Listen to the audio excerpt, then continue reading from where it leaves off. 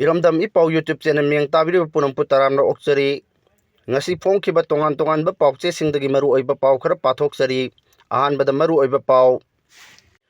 MLA singi phone paikhataba official sing Farak Tar Yaogdouri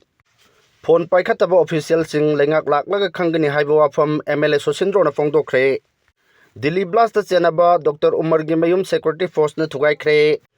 Bihar da Congress amadi RJD Tora Ture amadi Editor loya lakpabu phana bahona rammiyo sing phaduna cherak pigadabani haina amju amadi EGM na phongdokhre hojik paw sandokna pijari MLA singna phone tawbuda paikhataba official sing Farak Taba Yaogdouri phone paikhataba official sing lengak lakga khangani haina Susindro na phongdokhre micham miyam dilair duna miyam gi mihut oiriba MLA khoina phone tawbuda phawba official singna paidaba yawi call back su torokdaba sing adu aikoi bu sitabani haina lawdaba ngamde makhoi lengak laklaba matamda chap chana pakhum pigani khangani haina Khurai Assembly Constituency gi MLA Lesangthem Susindro na phongdokhre Maitai Laima Village 11 Federation Top Khongnang Makongda Pangthokpa Village 11 Federation gi office building sangabagi thoramda mahakna haiki mathang chahi gi February tarakan thoi matungda PR samtharoi haibasi mek sengle masi phawgi manungda government ama seman gani haibagi thajabasu leire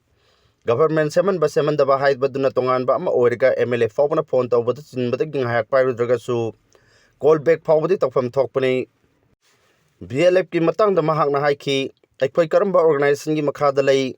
government ki program amada district administration na haibada phawba taning dragadi aikoi gi thogolon sikarai da chakhrabage nupi singna phangliba scheme sing asi prime minister Narendra Modi gi makhada phanglibani Narendra Modi adu pandraga su prime minister haibadu Manipur da lakadauri haibada BLF ki kangbuna aikoi di politics yaudi haiduna la o haiba phawba yakide khongchat adu bot khonba lakpanate laktabadu ikai ningai ni top khonang khong makhong lekai gi matang da mahakna palladuna haiki lekai asda leiba miyam ngasi phawbada mangonda karigumwa phom amata haiba lakte Doctor da laing bachat pada puk nare khwang nai haibna sing bahai dargadi karam na hidak thagani nakhoina hairba matamda kaktada ahangna nakhoi gi award appa sing adu khanga dori bani amasung thabak tawga dori bani nakhoi gi da astroturf ki ground ama semsi hai maduda su nakhoina karimta hairakide hairak trabani na hairakhiba kangbu do semba tabani haiki Delhi blast chenaba Dr. Umar gi mayum security force na thugaikre Delhi ki Red Fort manakta car bomb pokhayan khiba Dr. Umar Muhammad ki Kashmir da leiba mayum security forces na thugaikre security forces na ngasi ayu angan bada South Kashmir gi Pulwama district ki manung chanba Kuil village da leiba Dr. Umar gi mayum adu IEDC na duna thugaikibani militant sing da akanaba paujel piba oina IEDC narga yum adu amanga ta thon kibani haina police ki source amana phongdokli Security forces na ngasi ayu angan badalak laga imung dalay bamiyoy sing thohan krab matung IED pokay handana yum adu ama ta thohan kibani investigator sing natizen bada Faridabad ki Al Falah University da Dr. Oina thabak tawba Dr. Umar Muhammad na Red Fort manakta car bomb pokay handana miyoy trohom doi sian kibaga loinana kullom aso apan nangan kibani hai bakang mangam ki Umar na thorokpa I-20 car adu Red Fort manakta Netaji Subhash Mark manakta pokay kibani Forensic laboratory da DNA sample test tawbuda car adu mahakna thorokibani haiba chapchana khangmangam ki hairi Bihar da RJD amasung Congress Tora Ture Bihar da NDA na sit chani ga mari Mahagatbandhan na kuntra gani thoi fangkhre NDA gi partner oiriba BJP na sit marphudra gani thoi JDU na marphugni thoi phangduna chawna mai pakhre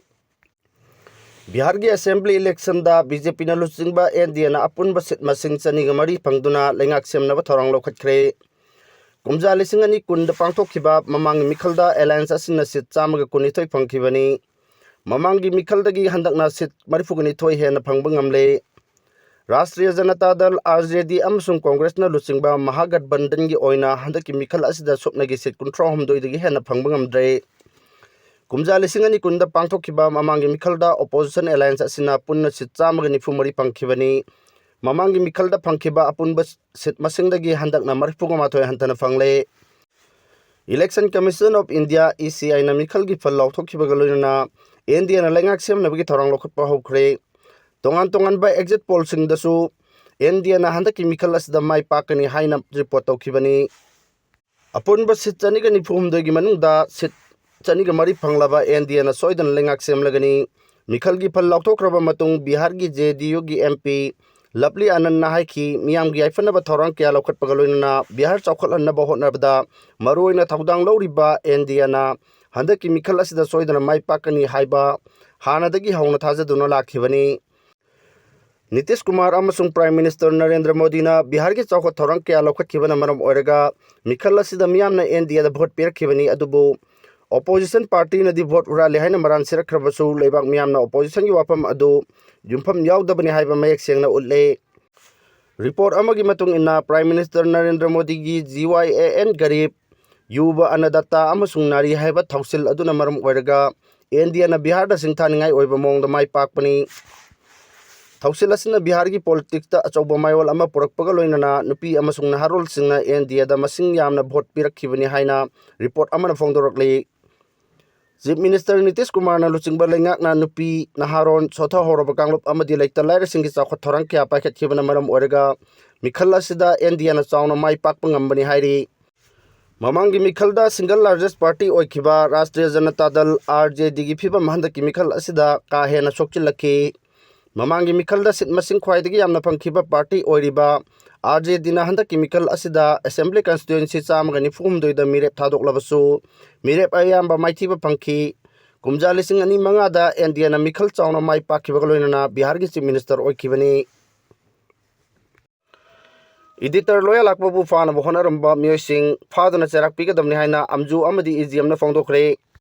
Imphal da numit khudingi phongba pauche naharon thaudangi editor oina thaupuriba khoirom loya lakbabu khulai paiba sakhangdaba singna fana honaramba thawong adubu all Manipur working journalists union amju amasung editors guild Manipur EGM na akan mamongda yaningdaba phongdorakli amju amasung EGM na punna khuyek piduna press da thadorok pacherol asina hai pawgi lamda mathau tawriba journalist amabu phana honaramba thawong asi freedom of press safety amasung security da atanna singnarak pathawong amani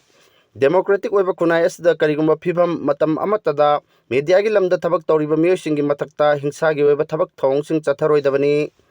editor khoirom loya lakpabu khulai paiduna phana honaramba miyosing athuba matamda concern authority na phaduna investigation chathaduna maralgi matung ina aingi oiba cherak pigadabani haina su taksilakpaga loinana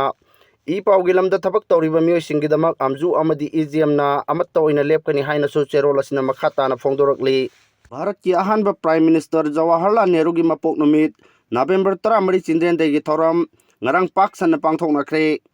Bharat ki ahanba Prime Minister Jawaharlal Nehru gi mapok kumon November 13 asibu angangi numit chindren degi thoram Manipur Pradesh Congress Committee MPCC na sinduna ngarang Congress Bhavan da pangthokre thoram aduda CLP gi leader Okram Ibobi MPCC President Kaisam Megha Chandra amadi